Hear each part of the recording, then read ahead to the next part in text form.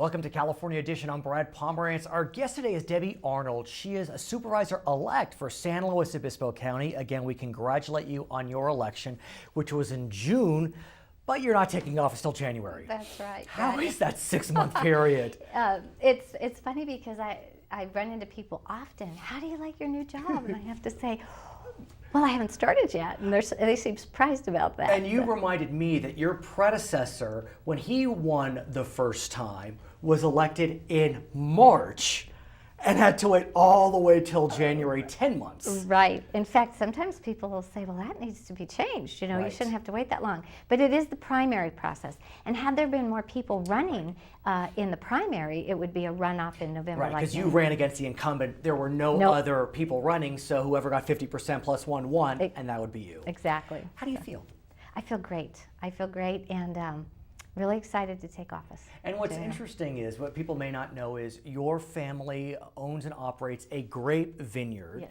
And so I had asked you, what have you been doing in the last few months? And you told me you have been? Well, I have been working in the field, and it's funny, we do, you know, as part of our ranching enterprise, we have a small vineyard for us, but I told my family when the campaign was over, I said, I know I abandoned you for 8 months, and campaigning is just all your energy 24/7. Of course. And I said, told my husband, I'll make it up to you. I'll help in the field, and there's lots of work. Always there's thinning and so forth. I hope I'm not embarrassing you, but I could tell from your hands that, I mean, you have been in the fields. They're clean, don't get me wrong. We don't need to close up on them. I wish I could say this tan came from some beach vacation, but it was the field. In a lot of ways, I was envious. I mean, what a treat that must have been. You know, and as I was saying to you, it harkens back to the 1800s when everyone in elective office were farmers of some form. Probably, and they would, right. you know, drive into town to go to the county's Hall of Justice, and there you are. You're going to be there January 7th. So what have you been doing other than pruning? What have you been doing to get really, ready? I feel very, very fortunate that I did work as a legislative assistant for a prior supervisor not so long ago. So I had that 5 years of experience, and many of the people that are still in the administration and around county departments I've worked with before, and I know them by name, and know the process. It hasn't changed so much. And then my 8 years of experience with Senator Blakesley's office, Assembly office, and then the Senate office, I still stayed in tune to what was going on. The county is an arm of the state. Correct. So clearly, I mean, you were working whether in the county or the state, you were still part of that whole, that grand scheme. Exactly. And so what I've been doing for the last few months, it's not my turn, and I've been respectful of that, but I've been either listening to the supervisors' meetings on the radio or on the computer. Right. And so it's nice to have all those resources available. And what surprised me is you take office, I think you said January 7th, and your first meeting is the next day. January 8th. So, A lot of time, you know, just hit the ground running. It did. It made me think, oh, boy, are you lucky you kind of know the ropes, because I could see that it would be overwhelming otherwise to try to get up to speed. Now, what about a staff? Do you hire now? Do you have to wait till the 7th? Well, each supervisor in this county has the opportunity to have one staff member, and I'll be choosing that member, and then that person will start work when I do. Now, it's interesting, and I'll say this, you needn't say it, so I'll say it, that I think it's fair to say under the current makeup of the board, I mean, there were some 5-0s for sure, but there's a 3-2 majority. Right. When you get to the board, there will be a different 3-2 majority. And so how is that going to play for you? You know, and thank you for asking, Brad, because you know through the campaign, all of the cartoons in the print media, I was driving a bulldozer, which, no, that's never been me. We are agricultural people. I love this county for what it is, a rural agricultural community in a small town. As a matter of fact, that's what I think I was trying, you know, my message during the campaign was defending that lifestyle. The agenda that our current board has been moving forward with for the last few years has been an urbanization of our towns. The strategic growth really is higher density and growing your towns and cities, and changing the flavor of the county. And I know that you're also concerned that recently the current board passed some regulations dealing with groundwater. Correct. It's a bit inside baseball, but explain to me your concerns, because look, we know that especially North County, San Luis Obispo, I mean, those grapes, I mean, they are an economic engine. The grapes are an economic engine. And, you know, our county for a long time, and our county leadership for decades has continued down the path that we want to base our economy in this county on agriculture and ag tourism. And we do. We have one of the most beautiful counties in the world. The commodity of the decade has been the grapes. There's a demand for them. Wine consumption's going up worldwide, etc. And the overall gross receipts for agriculture in the crop report, the most recent, which would be 2011, was over $739 million. And what's interesting, this county has not been hammered as badly by the jobless loss over the last few years. I mean, in fact, right now, the jobless rate is around 7.4% in San Luis. Right. And as I understand it, a lot of that is because of the success of North County growers. Well, I think that's true. It's funny that the employment in this county still depends on government agencies or government entities, whether it's a school district or and it's been that way for a long time. And the economic reports used to always tell us we're kind of insulated from recession because of that. But that's caught up, I think. But still, if you think about government in the best sense, Diablo, and the growers, I mean, that's a nice troika. That's a really nice troika. And it's time, I think, that we especially, I mean, everyone should, and I think is worried about the financial state of the state.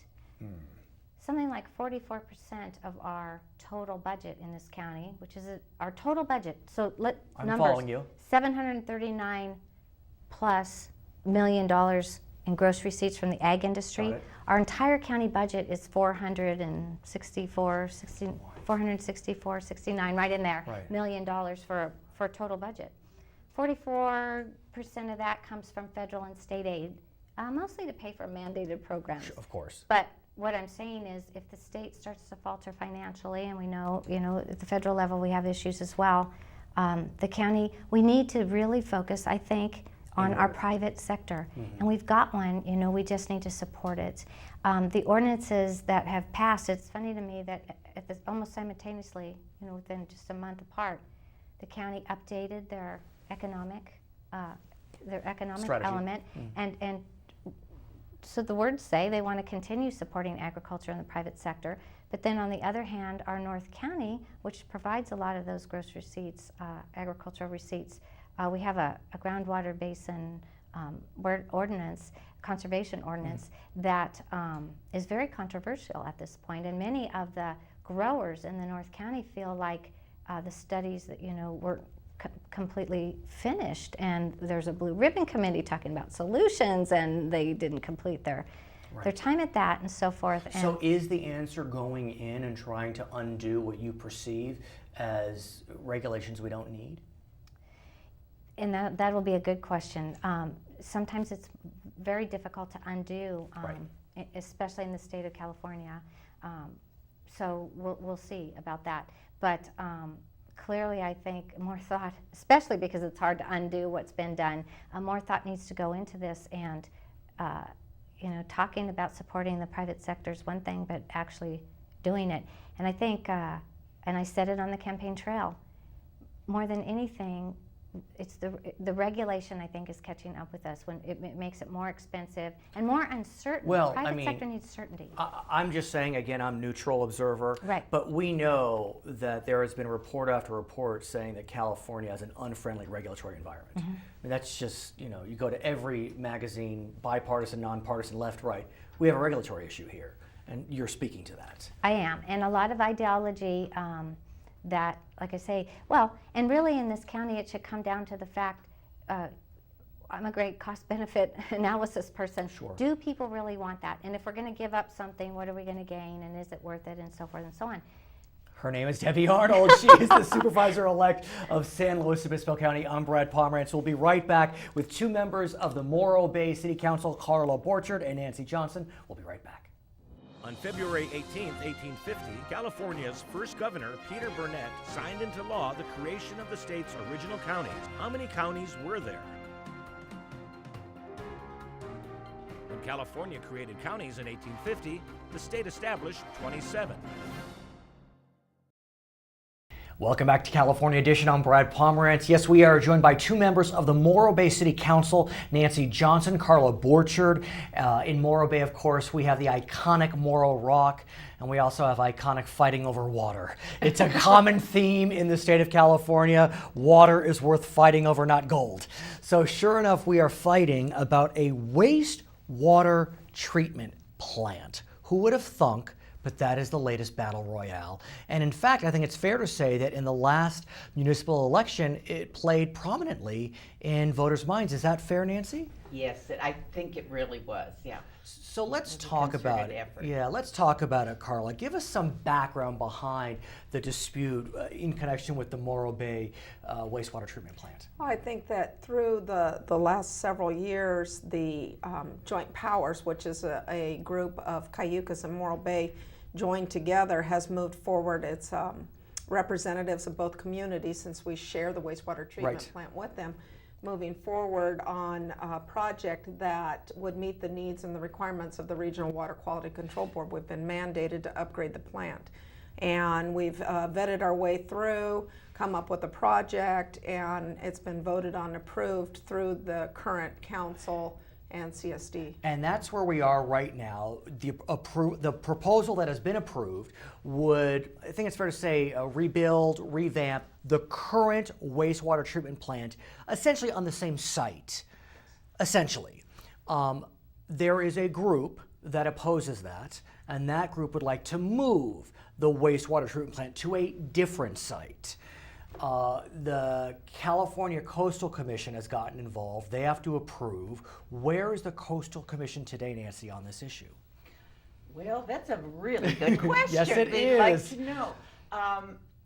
They sent out a staff report a couple months ago. We responded to it because there were a lot of inaccuracies in the report, and some very important information had been left out of the report. But what did the report say? That's the key.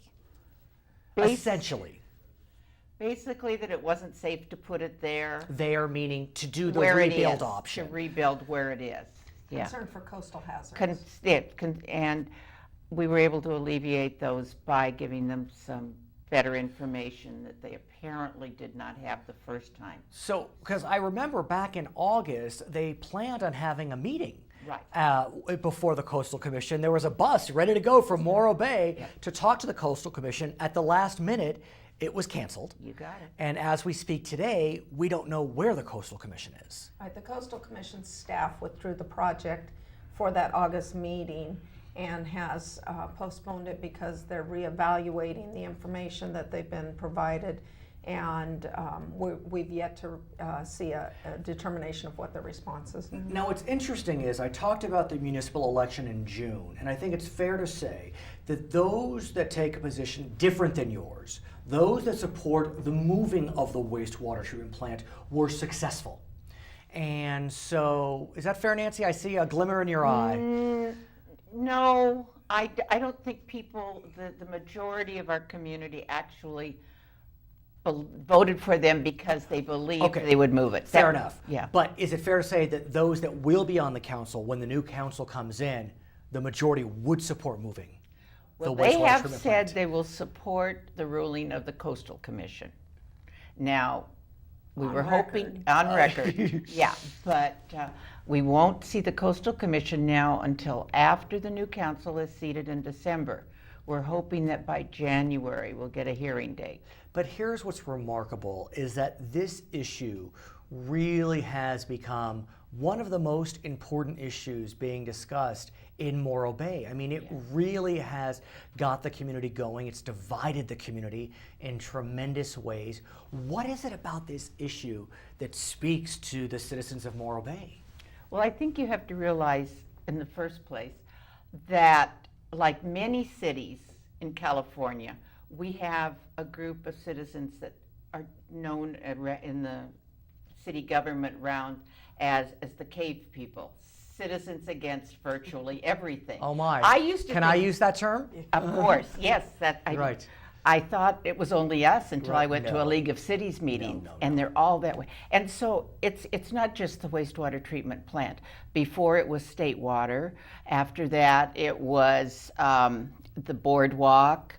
There are a couple of other But things. something has to happen. I mean, I think Yeah. no matter what side you're on, something has to happen. Something, Because yes. why, Carla? You mentioned it to The me. Regional Water Quality Yep. Control Board has given us a waiver, and it's going to expire. They've mandated that we have a cleaner effluent, and right now everything's on hold pending the Coastal Commission hearing.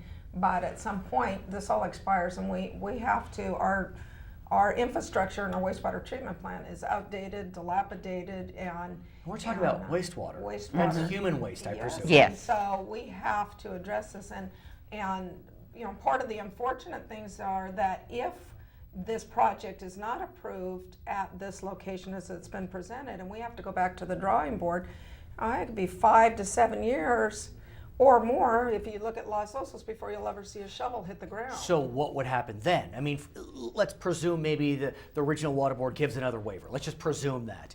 I mean, we're dealing with human waste. And if it's as dilapidated as you say, you know, the last thing we need is a backup. We would have to spend money to go in and upgrade and fix it, a Band-Aid, so to speak, Right. several $1 million Band-Aid to put on it. And then, you know, again, you have to remember that we have a partner in this. And so it has to be mutually agreed upon. That's or it's Cayucas. Cayucas. Which is an unincorporated area. Yes. Unincorporated area that shares this property, shares the financial. Is the property in Morro Bay? Yes, it It's is. actually in Morro Bay, but Cayucas uses it. We've used this location. The road was built to go to the sewer plant. I mean, it came before everything pretty much Not was the built rock. around it. Not the rock. But it was there before the school. It was there Right. before the corporate yard. It was there before the RV park. So who has the ultimate power to decide? Is it the Coastal Commission? Is it the City Council? A combination of both, in a sense. You know, the city council can withdraw or change the project that's been presented, but again, we have a partnership, and if that's not a unanimous decision on that joint powers of those majority Right. 10 votes, now you've got two different entities that are going to go separate ways. What are you going to do? It You know, is- how are you going to deal with that? Ultimately, the JPA will have the final power on our side. On your side, but the Coastal Commission, I mean, we know they are all powerful. the Yeah, ones- they are all, but they have already suggested that they are sending us recommendations for changes that they might ask for. Now, simultaneously and somewhat tangentially, but ironically, how do you like all those adverbs in one Yeah, all sentence? in one sentence. All in one sentence. You have an issue with your power plant, Yes, we which do. is iconic as well with those smokestacks. And I say that in the best sense. That plant is on the verge of collapse. Am I right, Yes, Carla? it's the once they're cooling has been banned, and we've extended their contract, but then their lease agreement, once we extended their lease agreement, they no longer found themselves with a contract to sell their power. So we will be faced with the You new have a council, double the whammy. I community, mean- yes, is faced with some Now, big changes. do you need the energy that comes off of the Morro Bay power plant? Not necessarily, but we certainly have used the revenue. Exactly, Yeah. because you get a surcharge or a tax. We get part of sales tax, but we also have lease agreements with them that fund our general fund and our harbor fund both. And so I mean, when we're just feeling some recovery in our economy slowly, then we have to take that money back out of the equation. I understand you're ending your term on the council. How lucky for you. I was going to say, Sorry. Carla Borchard, Nancy, already you're been stuck. I'm there. I mean, yikes. I've already lived through pension reform and other that's things, true. so it's Been busy. So you're staying on the council. You are not up for re-election. What next for Carla Borchard, if I may say? I have a feeling you're going to stay heavily involved. I'm not going anywhere. I've been in Morro Bay for 34 years and have a business there and raised my I hear family. it's great food. So I What's may, it called? Carla's Country I Kitchen. may, I'm not going anywhere. I'm going to be She'll watching. be back. I may She'll be back. Her name is Carla Borchard. Her name is Nancy Johnson. They are members of the Morro Bay City Council. My name is Brad Pomerance. We thank you so much for watching California Edition. We'll be right back.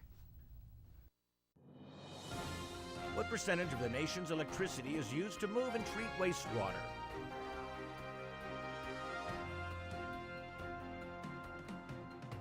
According to the University of Michigan, 4% of the nation's electricity is used to move and treat wastewater.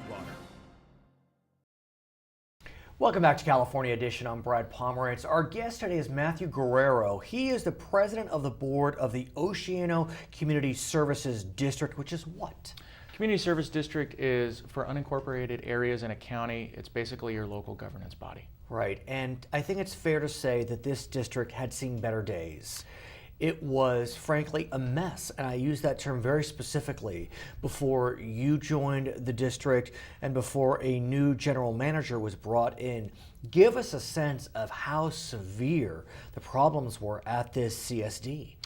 The problems were so severe that we had failing infrastructure, failing management, failing employee morale. Everything was falling apart. We didn't know where the finances were. There had been no audits. The books were a shamble. Our computer system for the accounting was from the 1980s. And what's stunning about that news is Oceano is stunning in so many ways. There's the Oceano sand dunes.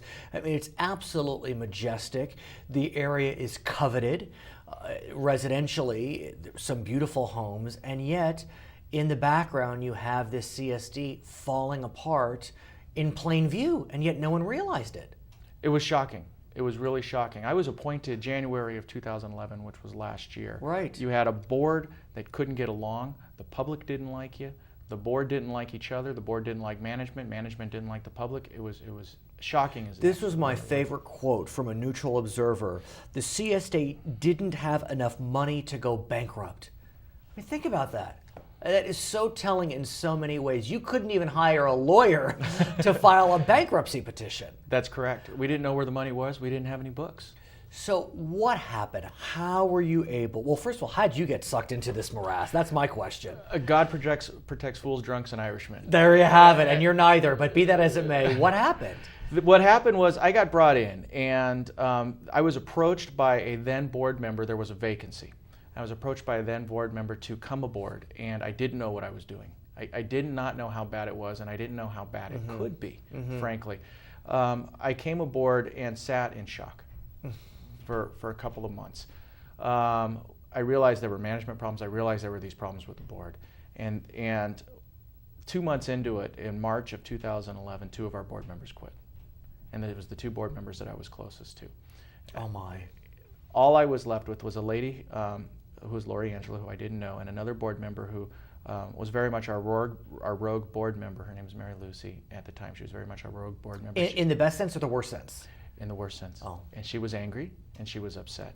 The public was angry and upset at us. We had issues going on with the board and management trying to sell water rights. Right. Oceano is unique, and we have twice as much water than we actually use. We're the only people in the state like that. Right. And we have land for development, and that's what was one of the unique things about Oceano. But my question is, and I'm not naming any specific names, and you're a lawyer, so I ask you specifically, is where's the district attorney? I mean, was there criminal wrongdoing here? We never found any. Okay. We just malfeasance, negligence, stupidity. We had plenty of bad management. We had some bad policies trying to go forward with the board. And as I say, Mary was our rogue member. She was also the one that was clearest headed at the time. Okay. And so I really have to compliment her on that. She was the one that saw the actual, what is good policy here, and was raising the flag. And what's stunning is the positions of which you speak are all elected. Correct. And so you have these elected officials who apparently, as I understand it, are not able to get a handle on the CSD. You have elected officials jumping ship. Right. The general manager ultimately... We fired him. Right. When our 2 board members leave in March, the reason they left is because of the poor management, is what they stated. Instead of firing him, they left. It took us a couple more months for us to get a board back together. We made some new appointments that went very well for us. And we ultimately then terminated the manager, hired a new manager, and that's when we righted the ship. And that new manager, Tom Gieslin, is someone who, like you, never expected to be working with the CSD. And I have spoken with him. And I guess what the focus has been of him and the new board is just getting everything in order. It took us over a year just to get the books in order and to figure out where the bones were buried. And what's stunning is, as you went through all the books, one of the anecdotes of this whole parade of horribles is the CSD hadn't even paid its own water bill. That was the straw that broke the camel's back. What can you say? A board, a district with more water than it needs can't pay its own water bill. We wondered if there was a concerted effort to make the district go bankrupt, of course, which we didn't have money to do. Right. We didn't know, we had basically a negative balance in the checkbook. The books hadn't been closed. No audits had been done. How does this happen? Poor management. But still, I mean, who are you delivering the audits to? Someone that needs to make sure that they've been done, or was this board, is this district so autonomous that this could happen? The laws required that we have audits every year.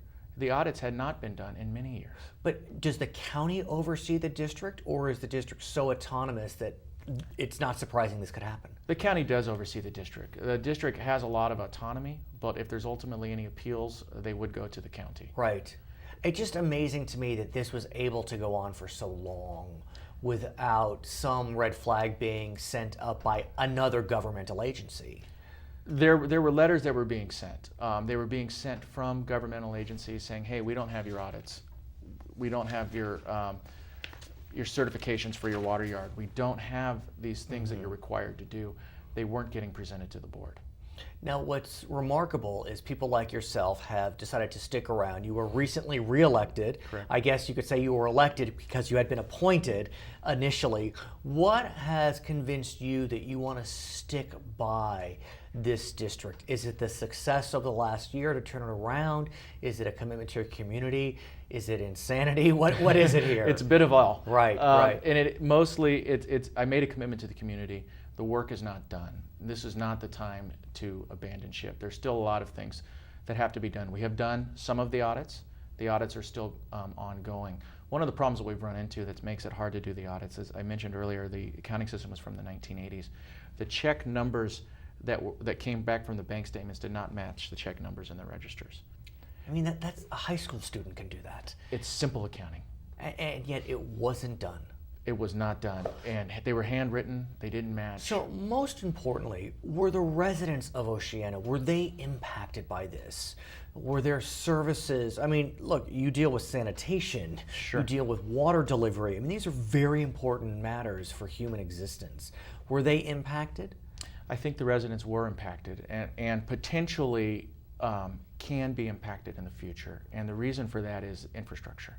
Right. Preventative maintenance and infrastructure had not been addressed, and it wasn't just the prior management, it was management prior even to that who thought and would tell you that everything is okay. Some of our water lines are 60 years old. They're 2-inch mains. We need 4-inch, 6-inch mains. Did you ever think in law school you'd be able to talk about 2-inch mains and 6-inch mains with a sense of intelligence and background? I had no clue. So, as we speak today, are things looking up? I mean, should Oceano residents now feel as if they're in a safe place? Because look, water, sanitation, these are safety issues. Right. Have you turned the corner? And each of those is actually a different analysis. Water, yes, we're turning the corner. We're not all the way around it yet, but we are turning the corner. The infrastructure has not been replaced. The water yard is being addressed. The certifications are up to date. The books have been addressed. The audits are almost done. There are draft copies of those. Okay. Some of them are done, but the last ones are almost done. As far as the sanitation district, our sanitation plant is, we are a partner with Grover Beach and Arroyo Grande. Those are our two closest locals. That plant has been in a lot of turmoil. That's a whole nother discussion. Okay. If you followed the local politics at all, there was a spill in 2010. The water board recently issued a $1.1 million fine, finding 6 areas of negligence on behalf of the management and the staff. And again, I'll point out, I was not around at that point. I was appointed in January 2011, but we are struggling with the cleanup of that and management issues and such. Well, I am glad that the OCSD has gotten a handle on its issues. I thank you. I congratulate you on your election to the board. Is it a 4-year term? It is a 4-year term. Oh my, his name is Matthew Guerrero. He is the president of the board of the Oceano Community Services District. I'm Brad Pomerance. We thank you so much for watching California Edition.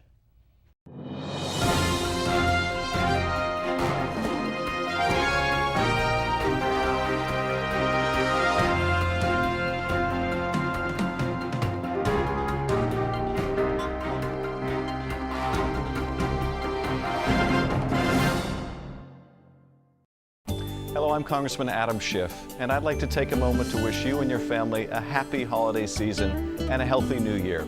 I hope you get to spend the holidays with your family and friends, and wish you all the best in 2013.